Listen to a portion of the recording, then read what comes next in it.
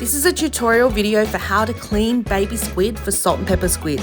You can use those large pre-cleaned squid tubes as well, but baby squid is smaller so it's more tender, plus you get the tentacles which fries up super crunchy. Grab a hold of the tentacles and pull them off gently.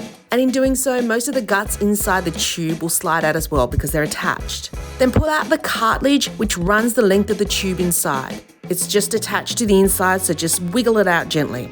Squeeze the tube firmly to squeeze out any guts that are remaining inside. Get in there with your fingers as well if you need to get it all out.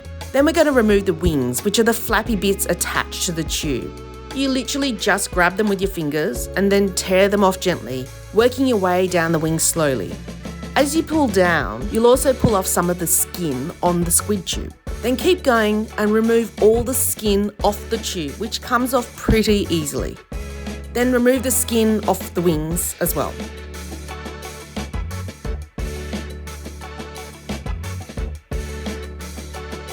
Now turning our attention back to the tentacles. Buried in the middle of the tentacles is the beak of the squid, which is actually the mouth.